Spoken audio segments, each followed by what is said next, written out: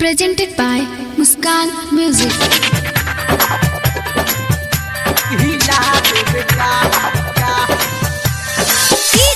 राजकुमार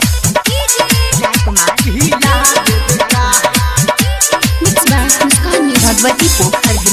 भगवती पोखर भगवती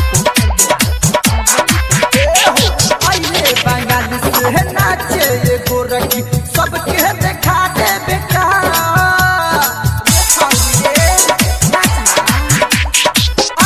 बंगाल से नाचे ये गोरी सबके देखा दे बेटा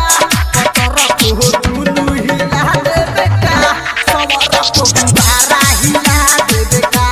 पतरा को दुनू हिला दे बेटा पतरा को गुब्बारा हिला दे बेटा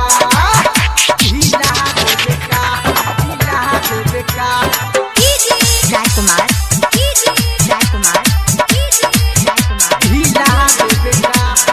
भगवती पोखर भगवती पोखर भगवती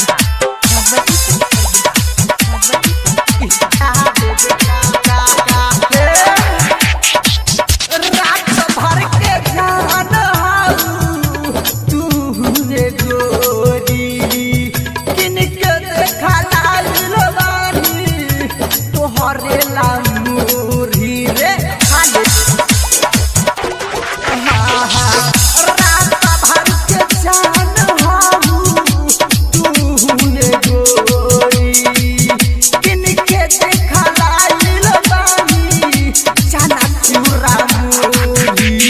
पेप्सी के कहा जहा जेल के साजा हमके दिखा दे बेकार पेप्सी के कहा जहा जेल के साजा हमके दिखा दे बेकार ये गोरकी सी सोहनी हिला दे बहिका कि तू मोतिहारी हिला दे बेटा पतरा को दुनू हिला दे बेटा ये मोटा की गुब्बारा हिला दे बेटा हिला दे बेटा भगवती पोखर भगवती पोखर Mixed by Muskan Music. नाचना रे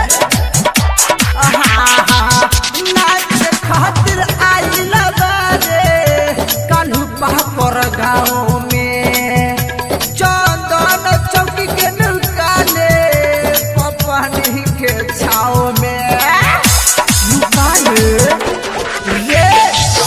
नाच खातिर आई लेना हारा के गाँव में रोहित गजेंद्र के नुकाने पपनी के छाव में राइटर कुंदन छोटू रमित कुंदन के दे दे बेकार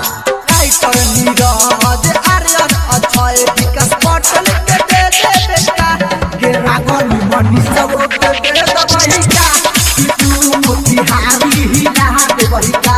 जो छौरी गुब्बारा हिला दे बेका